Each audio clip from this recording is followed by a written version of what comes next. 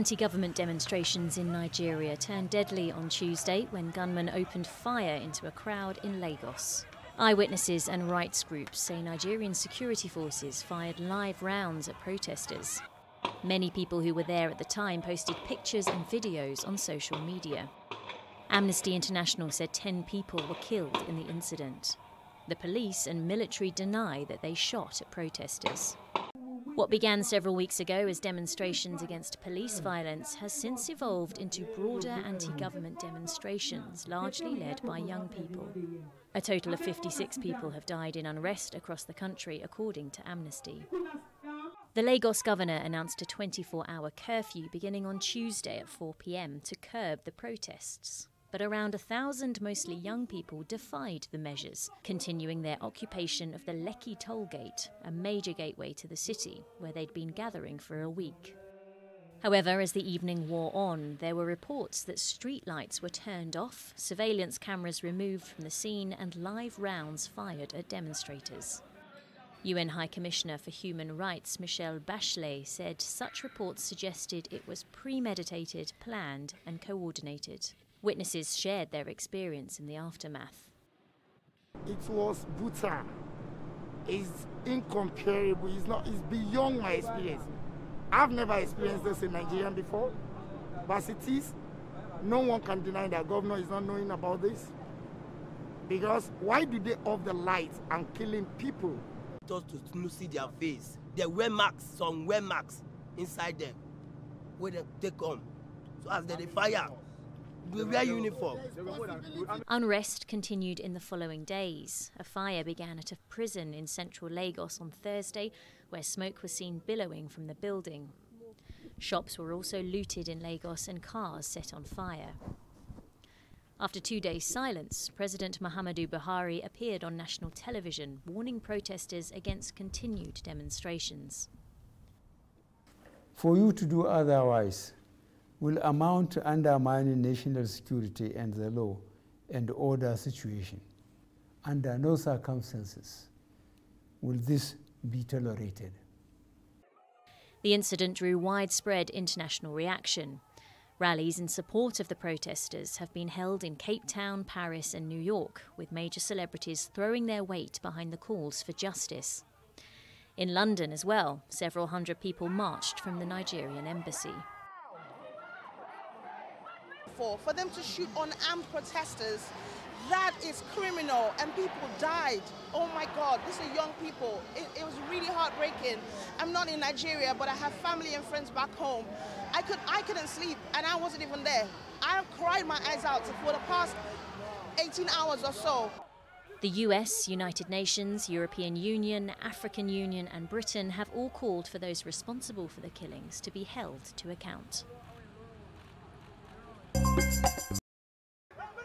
Deadly violence has swept Guinea following Sunday's vote in which President Alpha Conde appears set for a first-round victory, according to a preliminary vote count. The fresh clashes took place between security forces and opposition supporters disputing the poll.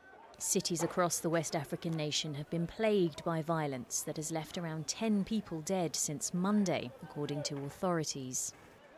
Opponents are angry that Conde is running for a controversial third term. He's already served the allowed 2 limits, but says a new constitution passed in a referendum in March resets term limits. In the opposition-supporting suburb of Bambeto in the capital Conakry, residents say the vote was fraudulent, despite African monitors backing the process. Meanwhile, opposition leader Cellou Dalein Diallo declared himself the winner on Monday before any results had been published. Maintenant, il s'agit pour nous tous. It is for all of us to fight to preserve and to defend our victory, which you know is threatened by Alpha Conde, who had no voters but who did have an army of fraudsters. They have transformed the vote you placed in another in favor of Alpha Conde. We cannot accept this. Nous ne devons pas l'accepter. Guinea's Minister of Territorial Administration has called for an end to the violence. The Guinean government, faithful to its principle of preserving peace and social tranquility, cannot allow this situation to take root.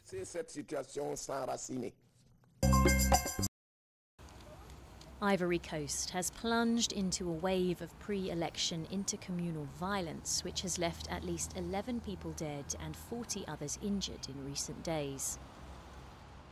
The attacks happened in and around Darboux, a port city near the main city of Abidjan.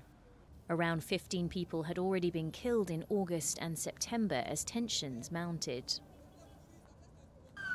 Opposition leaders called for a boycott of the electoral process because President Alassane Ouattara is running for office again.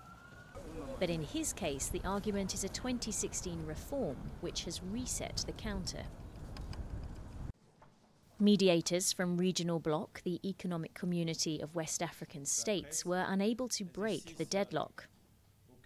Opposition leader Pascal Affi N'Guessan, whose house was burned down in the violence, accused the government of refusing to make concessions.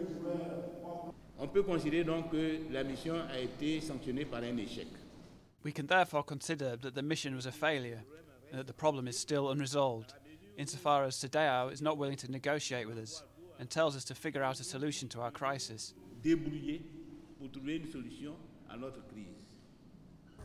Violence in the lead-up to the presidential vote has stirred up raw memories of post-electoral clashes that killed 3,000 people in 2010 and 2011, when then-President Laurent Gbagbo refused to accept his defeat to Ouattara. This village chief in the area of recent clashes is concerned.